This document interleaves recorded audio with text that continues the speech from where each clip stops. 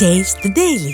நம்ம ஸ்ரீகுமரன் தங்க மாளிகை ட்ரிபிள் ஸ்டார் திட்டத்தில் நீங்களும் ஆகலாம் சூப்பர் ஸ்டார். ஸ்வர்ணதாரா பிளஸ் மற்றும் ஃப்ளெக்ஸி டிஜி பிளஸ்.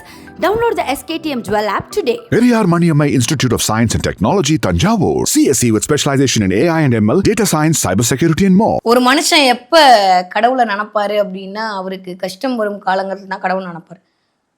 ரொம்ப சில ஞானிகள் மட்டும்தான் 24 மணி நேரமும் கடவுளை நினைத்து கொண்டிருக்கிற ஆட்களாக இப்போ இப்படியே ஓடிட்டு இருக்கக்கூடிய இந்த வாழ்க்கையில் எந்த இடத்தில் கடவுளை நினைப்பது, எந்த இடத்தில் முதல்ல நம்மளை பற்றியே நம்ம நினச்சிக்கிறது, நம்ம போட்டிருக்க எடுத்துகிட்டு போகிற மொபைலே பத்திரமா எடுத்துகிட்டு வருவோமான்னு தெரியல. அந்த மாதிரியான ஒரு காலகட்டத்தில் ஓடிட்டு இருக்கும்போது எப்போ நம்ம கடவுளை நினைப்போம், நம்மளுக்கு எப்போ கஷ்டங்கள் வருதோ, எப்போ சங்கடங்கள் வருதோ, எப்போ துயரங்கள் வருதோ, எப்போ துன்பங்கள் வருதோ அப்போ தான் நம்மளுக்கு கடவுள் கண்ணுக்கு முன்னாடி தெரியும். இல்லை அப்போ தான் கடவுள்கிட்ட போவோம். இது ஒரு காலத்து வரைக்குமான ஒரு ட்ரெண்ட். இப்போல்லாம் பார்த்தா கடவுளே திட்ட ஆரம்பிச்சிட்டோம். அந்தளவுக்கு நம்ம பெரிய ஆள் ஆகிட்டோம் இல்லையா? துன்பம் வரும்போது தான் கடவுளை பயங்கரமாக திட்டுறோம். உனக்கு 6 வேளை பூஜை பண்ணேன், 7 வேளை நைவேத்தியம் பண்ணேன், ஒன்றும் பண்ண மாட்டேங்கிறேன், கடவுளுக்கு லஞ்சம்லாம் கொடுத்து நீ பண்ணலையேன்ற மாதிரி நம்ம கோரிக்கையெல்லாம் வைக்க ஆரம்பித்து விட்டோம். இப்படி மனம் என்பது ஒவ்வொரு சூழலையும் மாறிக்கொண்டே இருக்கக்கூடிய ஒரு நிகழ்வு. ஏன் இப்போ இதை பேசிட்டு இருக்கேன் அப்படின்னா, ஒவ்வொரு நட்சத்திரக்காரர்களுக்கும் என்ன மாதிரியான முருகன் கோவிலுக்கு போக வேண்டும், ஏன் அங்கே போகணும், அந்த நட்சத்திரத்துக்கும் அந்த கோவில்களுக்கும் என்ன மாதிரியான தொடர்பு உண்டு, அங்கே போனால் அவர்களுடைய என்ன விஷயங்கள் எல்லாம் நிவர்த்தி ஆகுன்றது அப்படியே வரிசையாக பார்த்துட்டே இருக்கும். அந்த வகையில் இப்போ நம்ம பார்க்கக்கூடிய நட்சத்திரம் என்ன அப்படின்னா ஹஸ்தம். ஹஸ்தம் நட்சத்திரம் அப்படின்னாலே அது இயல்பா என்ன சொல்லுவாங்க, சந்திரனின் ஆகச்சிறந்த ஆளுமையை பொருந்திய ஒரு நட்சத்திரம். சந்திரன்னால யாரு? மனோகாரகன் தான். அப்போ மனசை பத்தி பேசாம இருக்கலாமா? இந்த மனம் படுத்துற பாடுதான மனுஷனை இவ்வளோ வேலையும் செய்ய வைக்குது. நல்லவனாகவும் சரி, கெட்டவனாகவும் சரி, நடிகனாகவும் சரி, புனிதனாகவும் சரி மாற்றக்கூடிய ஒன்று உண்டுன்னா அது மனசு மட்டும்தான் இல்லையா? இந்த மனதை தன்னுடைய காரமாக எடுத்து அப்படியே இயங்கிட்டு இருக்க ஆள் யாரு அப்படின்னா மிஸ்டர் சந்திரன் தான். அவரையே தலைவராக வச்சு அப்படி அல்லல் பட்டு இருக்கக்கூடிய ஆட்கள் யாருன்னு பார்த்தா ஹஸ்த நட்சத்திரத்தை சேர்ந்தவர்கள். அந்த கன்னி ராசியில் இருக்கக்கூடிய இந்த ஹஸ்த நட்சத்திரக்காரர்களுக்கு என்ன முருகன் கோவிலுக்கு போய் வழிபாடு செய்தோமே ஆனால் அவர்களுடைய அத்துணை விதமான கஷ்டங்களும் தீரும் அப்படின்னு சொல்லிட்டு பார்த்தோம் அப்படின்னா சூப்பரான ஒரு முருகன் கோவிலுங்க. எனக்கு ரொம்ப பிடிச்ச ஒரு முருகனும் கூட. அவர் பார்க்கவே அவ்வளோ அழகாக, அவ்வளவு தெய்வீகமாக, சில இடங்களை போய் உணர மட்டும்தான் முடியும் இல்லையா? அந்த உணரும் போது வரக்கூடிய அந்த உள்ளொளி பெருக்கு என்பது வார்த்தைகளால் விவரிக்க முடியாத ஒரு ஆன்ம ஜுவாலையை நம்மிடம் கொண்டு வந்து சேர்க்கும்.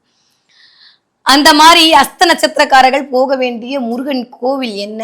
எல்லா முருகனும் நீங்க போய் வழிபாடு பண்ணுங்க. ஆனா எக்ஸ்ட்ரா உங்களுக்கு நிற்கக்கூடிய இந்த முருகனை சேர்ந்து நீங்கள் வழிபாடு செய்து விட்டு வந்தீர்களே ஆனால் உங்களுடைய எல்லா விதமான துன்பங்களும் அந்த கருணை கடலான கந்தன் காலடியில் போடப்பட்டு அப்படியே எப்படி சூரியன் முன் இருந்த பனி விலகுவது போல் உங்களுடைய எல்லா விதமான துன்பங்களும் விலகிவிடும் என்பதுதான் உண்மை. அதனாலதான் அவனுக்கு பேரே கர்ம கடவுள், கர்மத்தை தீர்க்கக்கூடிய அளவுக்கான கார்த்திகேயன் அவன். ஓகே, வாங்க இப்ப என்ன கோவிலுக்கு போகலாம். ஒரு ஹிண்ட் வேணா கொடுக்குறேன், கண்டுபிடிச்சிருங்க. என்ன?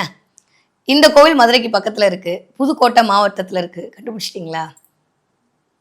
மஞ்சளோட சம்பந்தப்பட்ட ஒரு பேர். முருகனை கும்பிட்றவங்களுக்கு இந்த கோவில் தெரியாமையா இருக்கும்? அஸ்த நட்சத்திரத்தை சேர்ந்தவர்கள் போக வேண்டிய ஒரு தலம் என்ன அப்படின்னா விராலிமலை முருகன் கோவில்.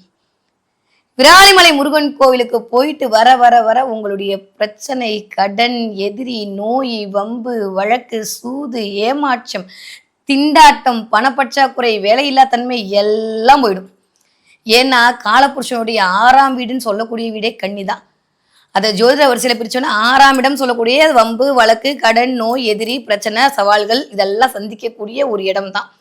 அப்ப அந்த இடத்தில் நடுநாயக நட்சத்திரமா இருக்கக்கூடிய அஸ்த நட்சத்திரக்காரர்கள் இதெல்லாம் தன்னகத்தையே வாங்கிட்டு ஜாலியா இருக்கக்கூடிய ஆட்கள் தான்.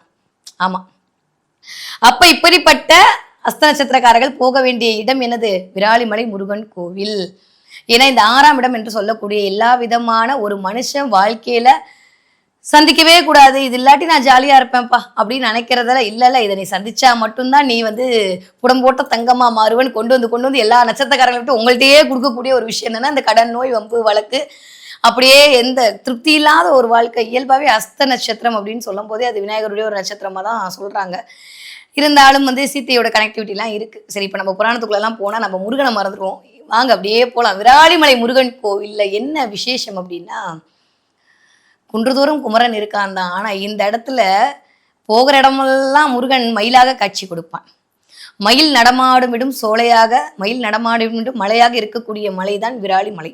இங்க இருக்கக்கூடிய தலவிருட்சம் என்னன்னு பார்த்தீங்கன்னா காசி வில்வம். இந்த கோவிலுக்குன்னு ஒரு வரலாறு சொல்லப்படுது. உங்களுக்குலாம் தெரிஞ்சிருக்கும், இருந்தாலும் நான் சின்னதாக சொல்றேன். ஒரு குறாமரம்னு ஒரு மரம், அந்த மரத்தை மரத்துல தான் வந்து முருகன் இருந்ததாக, இல்ல அந்த மரத்துக்காக ஒரு லீலை புரிந்ததாக சொல்லப்படுகிறது தான் இந்த தலத்தோட ஒரு வரலாறு. ஒரு வேடன் என்ன பண்றான், ஒரு வேங்கையை துரத்திக்கிட்டே ஓடி வரான்.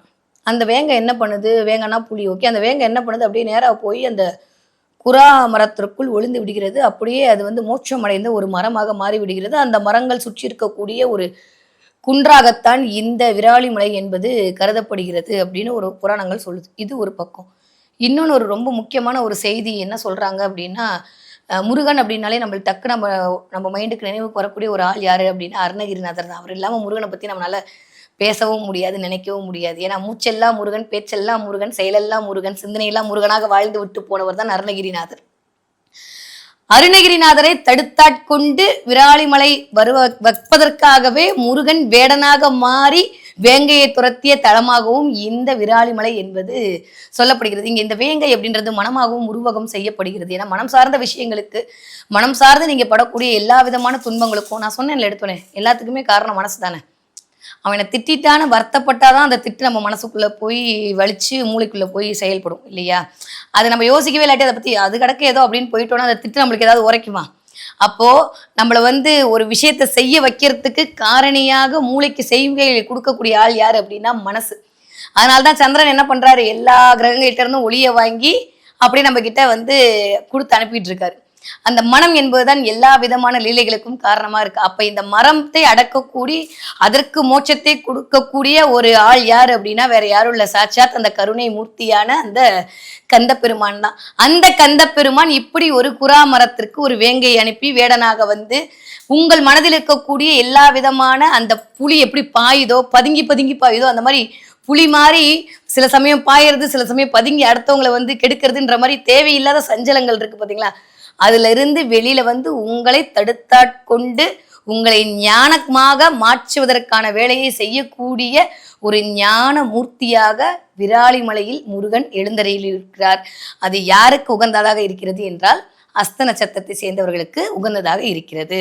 இது மட்டும் இல்ல, இங்க ஒரு ஸ்பெஷலான ஒரு விஷயம் இருக்கு தெரியுமா? அருணகிரிநாதருக்கு பரகாய பிரவேசம் என்னக்கூடிய ஒரு சித்து, அந்த சித்த முருகன் கொடுத்த இடமாகவும் இந்த விராலிமலை தான் கருதப்படுகிறது. யாரெல்லாம் ஞான மார்க்கத்தில் பயணப்பட வேண்டும் நினைக்கிறீங்களோ, யாரெல்லாம் வந்து ஆகாயத்தோடு கனெக்ட் ஆக வேண்டும் என்று நினைக்கிறீங்களோ, யாரெல்லாம் வந்து மூச்சு ஃபுல்லா முருகனா இருக்கணும், பேச்சு ஃபுல்லா முருகனா இருக்கணும்னு நினைக்கிறீங்களோ, எப்படி மயில் வந்து பறந்து வந்து தன்னுடைய வேலனை அழகாக அமர்த்தி கொண்டு ஆனந்த கூத்தாடுகிறதோ, அந்த மாதிரி நீங்க மயிலா மாறி உங்களுக்குள்ள வந்து முருகன் உட்கார வேண்டும் என்று மனசை விரிக்க ரெடியா இருக்கீங்களோ, ஆகாய பிரவேசம் பண்ணுவதற்கு ரெடியாக இருக்கீங்களோ, அத்தனை பேருக்கும் உகந்த ஒரு இடம்தான் இந்த விராலிமலை முருகன் கோவில். நீங்க அஸ்த நட்சத்திரத்துல பறந்திருந்தாலும் சரி, இல்ல அஸ்தம் என்கிற நட்சத்திரத்தில் உங்களுக்கு ஏதாவது ஒரு கிரகம் இருந்தாலும் சரி, இல்ல உங்களோட ரத்ன புள்ளியே இருந்தாலும் சரி, இல்ல அஸ்த நட்சத்திரத்தில் நின்று ஒரு கிரகம் இப்பொழுது உங்களுக்கு தசை நடத்தி கொண்டிருந்தாலும் சரி, நீங்க போய் வழிபாடு செய்ய வேண்டிய முருகன் கோவில் விராலிமலையில் இருக்கக்கூடிய அந்த கருணை மூர்த்தியான அந்த கார்த்திகேயனை தான். சரியா? இப்ப விராலிமலையில நீங்க போயிட்டு வர என்ன வரும்லாம் நான் சொல்லிட்டேன். விராலிமலைக்கு போகும்போது நான் என்ன கொண்டு போகணும்னு ஒண்ணு இருக்குல்ல, ஒன்றும் இல்லைங்க. நான் இந்த விஷயத்த நிறைய கிளைண்ட்டுக்கு சொல்லி நல்லா சக்ஸஸ் ஆகிருக்கு. நீங்க ட்ரை பண்ணி பாருங்க. அதை ஒரு ஒயிட் கலர் பேப்பர் எடுத்துக்கோங்க, ரெட் கலர் பேனா எடுத்துக்கோங்க. விராலிமலையில் உட்காந்து உங்களுடைய யாரெல்லாம் எவ்வளோ கடன் அடையணுமோ கடனை எழுதிக்கோங்க.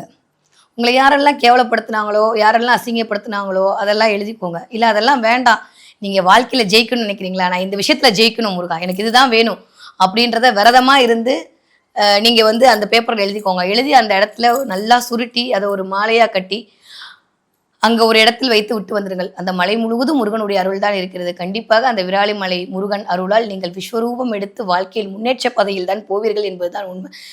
கடன், நோய், எதிரி, வம்பு, வழக்கு, கோர்ட்டு கேஸு, நிலப்பிரச்சனை, இடப்பிரச்சனை, மனப்பிரச்சனை, மானப்பிரச்சனை, எல்லா பிரச்சனைக்கும் ஒரே இடம், போக வேண்டிய இடம் என்னன்னு பார்த்தீங்கன்னா விராலிமலை தான். அதனால நீங்க அஸ்த நட்சத்திரக்காரர்களாக தான் இருக்கணும் அவசியம் இல்லை.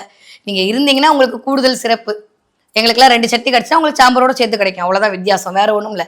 அப்படி இல்லாட்டி கூட இந்த மாதிரி பிரச்சனையில கவலைப்படுகிற, இந்த மாதிரி பிரச்சனையால் வந்து விமோச்சனம் கிடைக்காமல் தவித்து கொண்டிருக்கிற, இல்லை இந்த மாதிரி ஒரு பிரச்சனைக்கு தான் எனக்கு எந்த கடவுளை வழிபாடு செய்ய வேண்டும் என்று தினம் தினம் யோசிச்சு கொண்டிருக்கிற எல்லா விதமான ஆட்களும் இந்த கோவிலுக்கு போயிட்டு வந்தீங்க அப்படின்னா கண்டிப்பாக கந்தனரால் உங்கள் கவலையெல்லாம் தவிடுபடி ஆகிவிடும். அப்போ அஸ்த நட்சத்திரக்காரங்க போக வேண்டிய கோவில் என்ன அப்படின்னா விராலிமலையில் இருக்கக்கூடிய முருகன் கோவில். இந்த இடத்துல போய் உட்காந்து ஒரு 10 நிமிஷமாவது நீங்கள் அமர்ந்து வழிபாடு செய்து விட்டு வர வர வர உங்களுடைய கவலைகளும் உங்களுடைய கடன்களும் உங்களுடைய நோய்களும் உங்களுடைய எதிரிகளும் உங்கள் கண் முன்னே காணாமல் போவதில் நீங்கள் கண்கூடாக உணர்வீர்கள்.